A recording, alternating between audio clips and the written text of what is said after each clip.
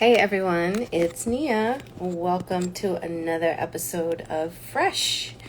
And this week we are talking about our last TV series on a streaming platform, Reservation Dogs. And I believe this has been our 14th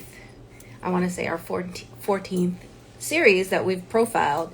And I'm really excited because it's one of the best. And actually, I just finished watching the latest episode for me, and right before I jumped on here, so I'm really in the mood. I'm really excited. It's such a great series. It's such a great show. The actors are amazing. The storyline is awesome. And the creators themselves just really outdid themselves, honestly. But before I begin, I just want to introduce myself to all our new followers and those of you who have never seen the series. My name is Nia Malika Dixon. I'm an independent writer, director, producer here in Los Angeles. I'm originally from Baltimore, and I am a Black Muslim woman. And I've founded Audace Entertainment as a way for creatives just like me to have the opportunity to create authentic stories that reflect our unique perspectives.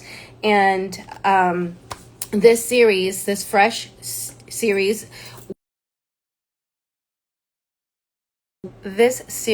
discusses different television shows, and our next round will discuss film on different streaming platforms. And the Story Lab is intended to not only give you guys insight as to why these shows are great stories, but also to other creatives who can definitely learn from the top tier storytelling that we've seen in all of these series. And actually, what I want to do right now is to first off say Reservation Dogs is probably one of the best that we've talked about. And I want to put it up there with Blind Spotting and I May Destroy You. Those are some of the top tier shows that we've talked about. And if you haven't seen any of the previous episodes, please do go back and watch. I do hop on here and record live every Wednesday at 4:30 p.m. Pacific time. And our next round of Story Labs will be film focused. So just go back and catch up to all the shows that we've talked about. So right now, let's just jump right into Reservation Dogs. It is on FX, streaming on Hulu, which is how I watch it. Most of the series that we talk about, I stream on a different platform. Some through HBO Max, some Paramount Plus, some Amazon Prime, some Netflix, and Hulu.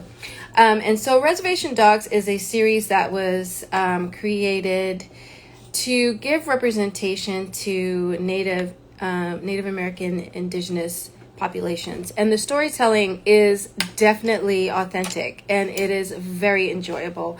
And the one thing that I did say about another series that was very much culturally specific was Never Have I Ever. And it's really evident in the storytelling that they've got the right writers in the writers' room.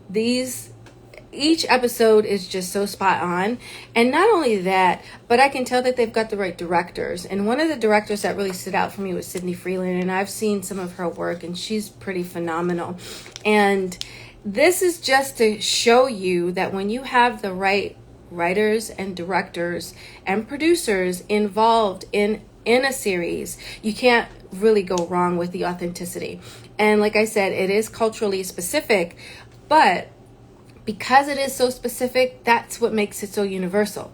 Each and every one of us has experienced any one of these different adventures that these teenagers go on in our youth, and the exploration of the what seems like mundane is never boring. It's always exciting. It's always funny because it comes from such a unique perspective. And it's an experience that we as the audience have not had the opportunity to witness before on the big screen or any screen. And that is just pretty dope. Welcome to the broadcast. Hey, hi, how are you? And just so you know that as a creator myself, I get pretty stoked watching these series because I love a good story, but I'm also an audience member who just loves to be transported to a place that I've never been before. And that's really what this storytelling does. And it's never boring. It's always entertaining. And not only that, the stories are woven together episode by episode in an arc that it unfolds in a way that makes it feel like we're watching a chapter book. And I love those kinds of series where each episode does stand alone. However, it weaves together a larger story. And those make the most entertaining to me. One of my favorite characters is Willie Jack. And I'll talk a little bit more about her. But the reason why I bring her up is because she's a prime example of what a great character does for a story. Each and every one of the characters in this show stands on their own personality, and when put together, an ensemble cast just delivers a powerful story from different perspectives. And that's definitely what you want from your storytelling, especially if it's an ensemble show. And I think I spoke about this before when I talked about The White Lotus. It just didn't do as great a job with weaving together various different perspectives in the storyline because there was just one singular writer. And like I said, when you have the right writers in the room, you really can't go wrong with the storytelling. And each character has his or her own voice and his or her own perspective, which brings layers to the story. And Willie Jack's my favorite. Anyway, let's just jump right into the notes that I have. First off, I just want to say that the slang, the music, the setting, just like all of these things come together in a rich authenticity that you can't get anywhere else. And I just enjoy it. I love it because it's the kind of storytelling that takes you to a place you've never been before. It's intriguing, and you're also given sort of like an insider perspective of this community that just never really got a chance to shine on TV. And I love it. I love one of the episodes that I loved the most was when they spent the day at the Indian clinic, and they were selling meat pies outside. However, the reason why they were at the clinic was because Bear, our quote-unquote leader of the gang, got into a fight. And what we learned throughout the episode is all these different characters have a different experience at the clinic. And that goes back to character development, and that lends to great storytelling. And again, if you have all these different perspectives weaving together this adventure, you're not going to be bored, even though it's one location. They're just at the Indian clinic. And even the background characters, receptionists, I'm looking at you, are quite entertaining because they have their own personality and they're allowed to stand on their own, which is just so great because you get entertained by the funny, but you also get entertained by the seriousness. And the way that the storytellers weave all of that together in each episode is just top tier. It's hilarious. It's honest. The comedy is never forced. It's always moments where you know that it's something funny, that, you know, a reflection on a little tough moment like the fight. And then the comedy comes in. Like, for example, when Bear says, you know, I'm the leader of this gang. And the two girls in the group, they look at each other like, who gave you that job? And even just that one moment of looking at each other, that gives you some comedy. That lends to the way that the characters interact with each other that makes the story entertaining. So not only are we given these everyday adventures of these kids in this coming of age story, but they're also doing their best to live their best lives under their circumstances.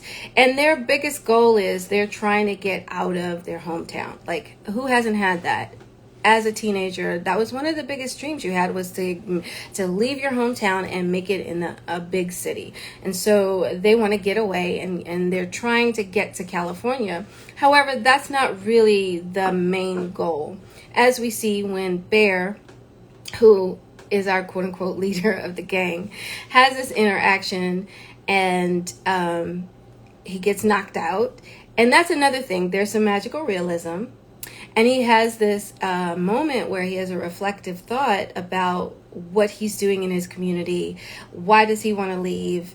And there's this historical figure who's also comic relief, a native who was involved in Custer's last stand. However, he didn't get to a fight because his horse tripped on a gopher hole and crushed him to death. And that's the kind of comedy that just pops up throughout that makes it so entertaining. But I'm not really doing it much justice, I swear, because I'm trying not to give away too much. But I do want to say that the way that the characters exhibit their personalities, each character has their own take on what's going on. And going back to Willie Jack, she is probably the voice of reason in the whole group. So there's Cheese, there's Willie Jack, Ellerin, I think I'm saying her name right. And she's named after a character in a movie, Willow. And I'm telling you, like, the layers go on and on. And then, of course, there's Bear. And so each character has their own motivation, and they all want to leave. But they also have their lives, their day-to-day lives. And Allura, that's how you say it, Allura. Sorry about that. Allura, to me, she's the leader. Like, she's the anchor. She's the one who kind of steers them in the right direction. And Bear is kind of like our wild card, even though he's our main character. And like I said, in the episode outside the Indian clinic, he's sent there because he just got beat up by the quote-unquote rival gang, and his nose looks really busted. And so they head over to the Indian clinic. Willie Jack is selling the meat pies. Allura is with her. And then, of course, Cheese is there. And then they all have their different interactions with the different characters inside the Indian clinic. And it's hilarious. Cheese gets his eyes examined. We get to meet the doctor who examines his eyes, but also the same doctor who sees Allura for her stomach ache because she was eating all the little hot flaming chips that they stole from the first episode. Again, you're going to have to go and watch. Each episode lends itself to the next episode, and it is quite entertaining. I don't want to give away too much, but just to say that all of the characters weave together this really interesting story, and each episode they go on a different journey. And the most recent one that I watched, they went on a journey with an elder, Allura's uncle, and they go because they want him to teach Bear how to fight. But what ultimately happens is they're driving around in this car with a dead deer in the trunk. Yeah, you've got to go watch the episode. And they're learning from their elder, pretty much. And so it turns into a story where not only are we learning more about the characters, but we also learn about their relationship intergenerationally. And they're on a journey to sell their uncle's weed, which is a very updated storyline, but also one that is very hilarious. They meet different characters along the way, and not only do they learn more about themselves, but they also learn about their uncle, who is really Allura's uncle. But getting back to Willie Jack and why she's my favorite, she ends up eating up every scene that she's in. She's so spot on with her commentary. She's honest and frank, and she punctuates each moment with an assuredness and a matter-of-factness that I'm sure every teenage girl, and the reason why I say that Willie Jack is really dope is because she's a pretty confident teenage girl growing up in a male-dominated society, and she really embodies what, I mean, we all wanted as teenage girls. I'm speaking for myself. The same confidence, you know, to be able to be yourself, to be free, to be whoever she wants without having to answer to anybody. And I love that for her. And she and Bear are pretty much the anchors in the storyline, and I really love their interactions. She's very smart ass, she's very honest and frank, and I'm sure you'll find somebody who's going to be your favorite character because each character has their own personalities. So I say all that to say that Reservation Dogs is pretty dope. The storytelling is pretty authentic and honest and very much entertaining. The jokes are never forced. They're usually an observation or just an honest reaction to something that's happening in their everyday lives. These teenagers pretty much go on an adventure in every episode, and you will not be disappointed. Again, the specificity of the stories make it so it's universal. We've all been there. We've all been in our youth where we've had these kinds of adventures, and it's a fresh story that we haven't had the opportunity to see before, so you're definitely not going to be bored. Trust me. Again, the music is pretty dope. One of my favorite tracks came from The Hallucination, which is a group that's formerly called A Tribe Called Red. And the rapper Mos Def is, well, Yasin Bey is his new name, is featured on the track. And that was one of my favorite songs that I heard. But the indigenous music, the indigenous slang, like all of it is just so great. And I just love that. I love the whole series. And it's pretty dope. You're gonna like it. So again, Reservation Dogs on FX. You can watch it on Hulu or you can watch it on FX, and I highly recommend it. It is top tier storytelling. All right, so that wraps up our TV series for Fresh Lab. And next week we're going to be talking about films instead. And our film, oh hey Nia Malika, welcome to the broadcast. And our film that we're going to be talking about next week is The Green Knight. I'm pretty excited about that. It was beautiful. I watched it this past week. I streamed it online directly from A24, as I'm sure a lot of you did. But we'll talk more about that next week. Thank you for joining. And if you have any other comments about Reservation Dogs, what you liked about it, what you thought was pretty dope, please do DM us and let us know, and I will definitely share them on the next broadcast. And I will see you next week. Bye.